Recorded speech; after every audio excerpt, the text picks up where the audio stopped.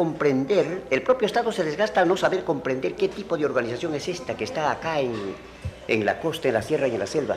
Por eso que en 1993, por reconocer todos estos antecedentes, de un plumazo los congresistas siendo andinos y amazónicos, nuevamente la cuestión de la Constitución y lo sacan la cuestión de la inembargabilidad y la inviolabilidad de las tierras comunales y solo queda la imprescriptible.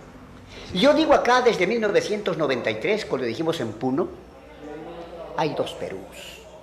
Un Perú conocido por los gobernantes de turno y otro Perú por conocer. Con todo respeto, somos cristianos católicos, estamos haciendo una cuestión diagnóstico, pero panorámica, genérico, pero muy intrínseco. Hay dos Perús, mi querido doctor.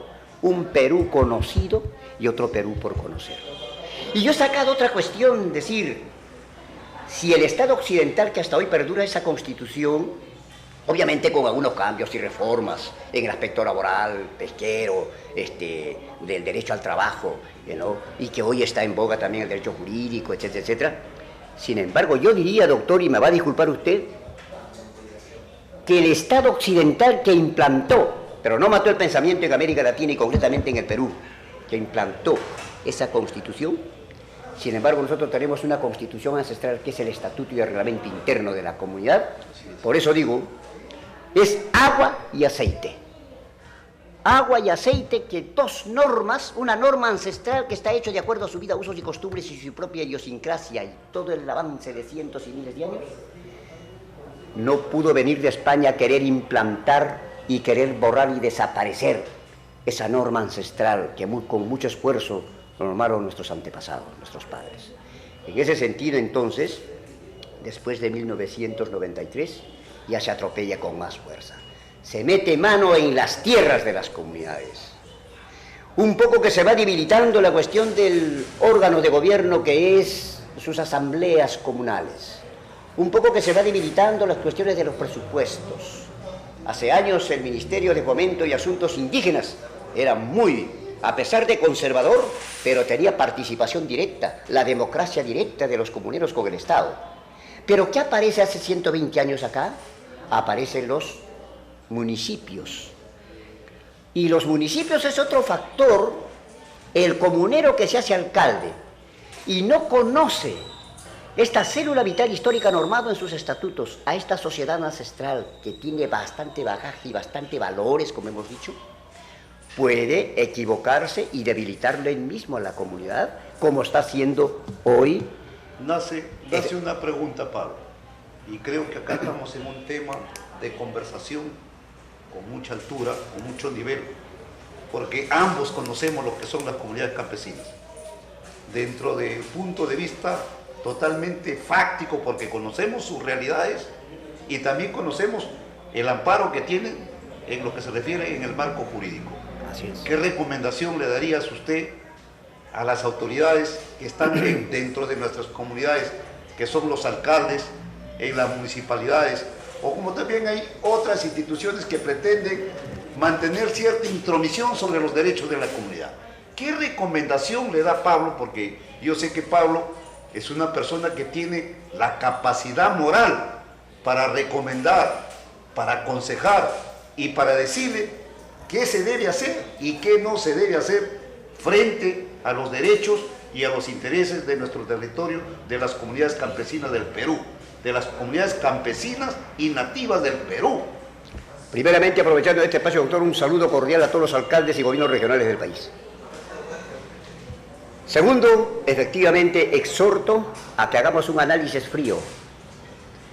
Un análisis frío de que, como alcalde andino, si he nacido en esa tierra y como un presidente del gobierno regional, dentro de la ley orgánica de la regionalización, del proceso de descentralización o dentro de la ley orgánica de municipalidades, no podemos confundir el ordenamiento ancestral territorial que está normado en su estatuto y reglamento interno de la comunidad.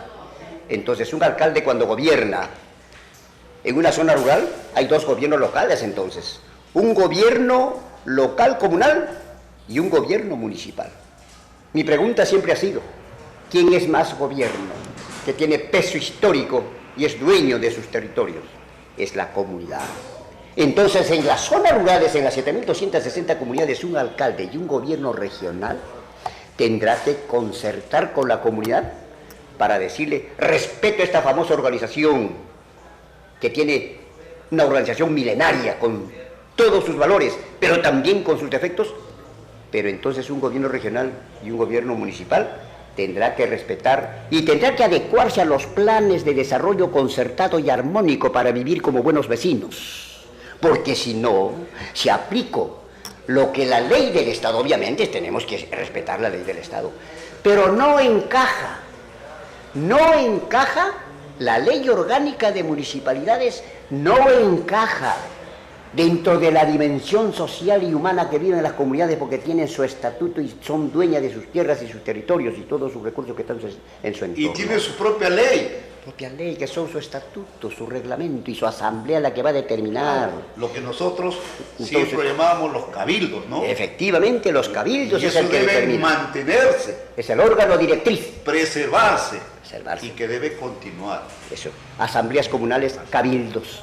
Entonces los alcaldes tienen que un poquito, yo les digo a mis hermanos alcaldes, con quien realmente veo que están trabajando hoy día tan desesperados y cuidándose. Entonces les digo que compenétrense bien sobre la idiosincrasia, sobre la filosofía de los pueblos andinos, amazónicos y afroperuanos, ¿no? Donde están las comunidades campesinas hay que tener mucho cuidado para gobernar como alcalde, como gobierno regional.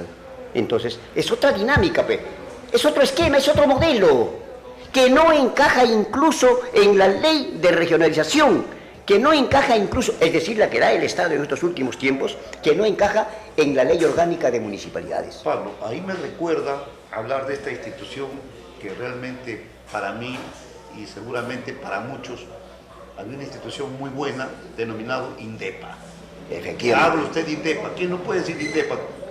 Efectivamente, cuando paulatinamente se viene agrediendo y lesionando los derechos de los pueblos, tierras, territorios, medio ambiente, ¿no? Y la biodiversidad, porque en los territorios donde están las comunidades campesinas y nativas en el Perú hay una rica biodiversidad, un bagaje de la naturaleza que Dios nos ha dado, y lesionado, agredido sin la consulta de los pueblos.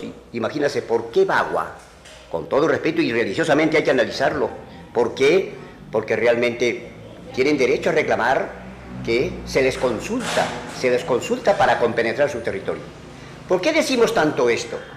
Porque la Constitución, usted lo ha dicho, la Constitución manifiesta de que en el artículo 88 y 89, consúltase porque las comunidades son dueñas de sus tierras y sus territorios. ¿Qué dice el convenio 169 que usted ha manifestado en Ginebra? Claro. Donde se juntan los 180 estados del mundo y le dice, donde existen como pueblos indígenas, que son las comunidades campesinas y nativas en el Perú, tiene que consultarse para tocar sus recursos, sus tierras, etcétera, etcétera. ¿Qué dice la ley general, por ejemplo, de hablando en casa en Perú? La ley general de las comunidades campesinas y nativas. Efectivamente, la 24656. ¿Qué dice el último, que es la ley de la consulta? La ley de la consulta, en la cual los pueblos tienen que ser consultados para llevar a cabo cualquier actividad minera, cantera, etcétera, etcétera, donde el inversionista aquí tiene que tener bastante cuidado, pero es el que el Estado le ha dado la franquicia a través de las leyes. Por ejemplo, déjame terminar, doctor. Por ejemplo, la ley 26505. Por eso digo que paulatinamente, bonito vivíamos las comunidades hasta hace 200 años atrás, 100 años atrás. Llega la época republicana, una serie de problemas. Por eso yo pido a los investigadores, aparte de las autoridades regionales y provinciales, a los investigadores, a los antropólogos, a los sociólogos, que hagan un análisis frío y que se pronuncien cómo debemos acompañar la continuidad histórica de los pueblos en el mundo. Por ejemplo, ¿qué se ha hecho? ¿Qué se viene haciendo? Porque tenemos que tener una actitud propositiva, no solamente de observación, que este dispositivo, que este decreto, que esta ley, debe decirse así. El tema del agua, por ejemplo, debe decirse así. El tema de la cuestión de los de líneas territoriales debe decirse así. Entre el Estado y la sociedad civil y los inversionistas debe haber un triunvirato de acuerdo armónico, concertado, ¿no? Y de acuerdo a eso recién se saca la ley. Pero acá es al revés. Primero se saca la ley y nos damos con el control de los levantamientos, de las rebeliones indígenas desde hace 200, 100, 50 años. Y en este tiempo con más fuerza. De la conversación nace la siguiente pregunta, o continuamos con la siguiente pregunta. En un sentido académico, axiológico, democrático, porque este es un programa netamente académico. Acá no, en este programa no se habla temas que no se tenga que aprender. Así es. Este es un programa netamente académico, un programa donde tratamos y hacemos lo posible de que llegue a la población y se entere del tema, que conozcan del tema. Por ahí nacía, en algunas circunstancias, propio de nuestra gente, que por desconocimiento dicen, no, hay algunas inversiones que ingresan a nuestras comunidades y se han vendido los derechos de nuestras comunidades, se han vendido las propiedades de nuestras comunidades. De un dirigente nacional, yo le pregunto, por más empresa que fuera, sea del Estado, sea empresa privada, ¿es cierto o no es cierto que nuestras propiedades de las comunidades campesinas se venden? ¿Qué explicación le das a nuestra gente académicamente si esas propiedades se venden o no se venden? Ha provocado la ley. La 26505, el Estado se ha intrometido en las tierras de la comunidad en 1996-97. La 26845 es para que una vez que el Estado se meta dentro, disponga bajo el tercio de la Asamblea Comunal, las tierras pueden ser vendibles. ¿Ya?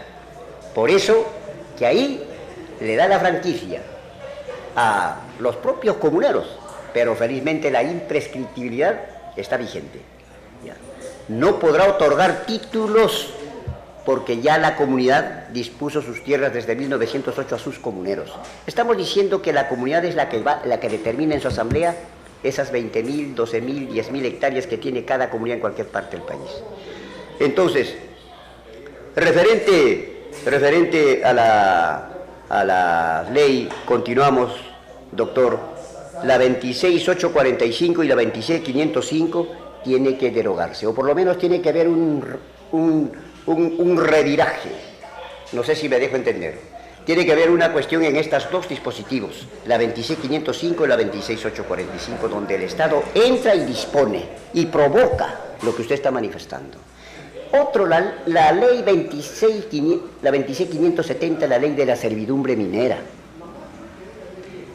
La ley de la servidumbre minera es cuando el Estado no tiene en cuenta, no participa al actor que es dueño de sus tierras, que es el andino y el amazónico. En el caso petróleo, en el caso gas, en el caso mina. La 26570 tiene que revisarse y tiene que verse en siete dispositivos de esa ley. Tiene que verse porque es letal. Por eso hay enfrentamientos, porque está hecho la ley. Está hecho la ley y el inversionista simplemente dice, ya está hecho la ley. Eso viene del Estado, eso viene del Congreso. Dicho sea de paso, pues en el Congreso, el andino y el amazónico muchas veces es llevado por la pasión, por el espontaneísmo, por la cuestión de las ocurrencias que ocurre dentro, que no quisiéramos tocar ese tema. Pero el detalle está, tenemos que centrar nuestra mirada para seguir defendiendo ese derecho. Pero estas leyes tiene que ver para nosotros hemos planteado la derogatoria. La derogatoria, hemos planteado, por ejemplo, el dispositivo, la 020, la derogatoria. La 015, la derogatoria. En Bagua, la 015 se derogó, por eso que se sometió a la consulta previa y salió la ley. La 064 sigue vigente, el dispositivo 020, repito, sigue vigente. Son leyes, decretos que se relacionan íntimamente con la tierra, el territorio y todos los recursos de nuestros pueblos. Tienen que derogarse, es amplio decir, pero esta quizás no nos permite. Entonces, ahí es precisamente donde se necesita un espacio defensor de los pueblos del Perú, que es INTEPA. INTEPA nace no solamente por defender, por estar a la defensiva, sino también por darle soporte técnico y financiero a las 7.260 comunidades campesinas y nativas del Perú, porque a lo largo de su historia, hablando en términos socioeconómicos, estas comunidades están siendo desatendidas. Por eso que los comuneros, hablando de esto, muchas veces nos vamos a las urbes, se van a Huancayo, se van a Iquitos, se van a Lima, bajan a Huaral, se van a Arequipa, desde las cordilleras, y bajamos una explosión demográfica terrible, habiendo tan ingentes recursos. Ese es otro tema. Hemos hablado del tema de derecho de los pueblos ancestrales, y cuando hablamos el tema del soporte técnico y financiero para los pueblos, estamos viviendo 500 años. No hay un plan de desarrollo agrario nacional que convenza, que agrada, que saca de la situación que seamos desarrollado estas tierras benditas en el norte, en el centro, en el sur. Cuántas veces hemos trajinado por esos lugares, abandonado miles y miles de hectáreas, es que son dueñas incluso en las sierras de las comunidades. Al Estado le falta reformular todos estos dispositivos en términos económicos y hacer una reinserción económica. Una reinserción económica necesitan las 7.260 comunidades campesinas y nativas, porque tiene que tener, entonces hablaríamos, sí, ahora tiene soporte técnico y financiero. Entonces estarían con la capacidad de poder copar los mercados con sus hermosos productos chusquitos, pero biológicos. Porque si no hay soporte técnico y financiero, ejemplo México. Yo estuve en México 4 años, hemos estado en Chiapas, en Puebla, en Oaxaca. La misma historia de los pueblos en América Latina. Hemos estado en Ecuador, en Bolivia, en Panamá, en todo, pero donde están las sociedades indígenas, esa ha sido mi escuela. Entonces ahí he podido percibir. Ahora México ha levantado, ¿por qué? Porque el 80% de profesionales, zootecnistas y agrónomos están en el campo. El 20% están haciendo trabajo de diseño en el Distrito Federal, por ejemplo, de México. El 20% están en las oficinas del Distrito Federal. El 80% están en el campo. Entonces ese agricultor, desde el análisis del suelo hasta el mercado, que es todo un proceso productivo, tendrá la garantía de competir en América Latina y el mundo. En una situación que estamos en el país, en el Perú, que no tiene soporte técnico y financiero a lo largo de su existencia, 500 años, por ejemplo, en estos últimos 500 años peor, con mucho más razón. ¿Cómo podemos competir? Nadie está en contra de poder competir en el mercado. Se puede abrir las puertas a este país, pero todavía no se han creado las condiciones de relaciones de producción en el campo, en el Perú, concretamente en las comunidades campesinas. No se le ha brindado la oportunidad y el Estado tenemos que centrar ahí sí nuestra mirada de que tiene que tener soporte técnico financiero. No lo tiene. Por eso usted me preguntaba INDEPA. Por la tranquilidad de nuestros campesinos, de nuestros hermanos muy preocupado del Perú, yo sí quisiera decirle lo siguiente, que nuestros derechos de las propiedades, nuestros territorios comunales, están plenamente garantizados por nuestra Constitución Política del Estado. La actual Constitución Política del Estado del año 1993, y en una de las primeras partes de la Ley de Comunidades Campesinas, se respeta el derecho de la autonomía de nuestras comunidades campesinas. Y se respeta el derecho a la propiedad de nuestras comunidades campesinas, porque es claro y siempre, el territorio comunal, su derecho de propiedad es totalmente inalienable, inembargable e imprescriptible.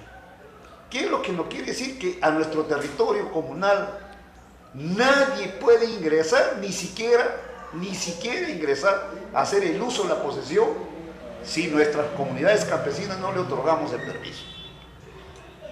Simplemente, por muy empresa que fueran, empresa minera, lo que quieran y lo que quisieran decir, simplemente lo que podrán es gozar de un permiso de cesión, de un permiso de uso. Pero nuestra Constitución Política del Estado, dentro de los derechos fundamentales, que se respeta el derecho a la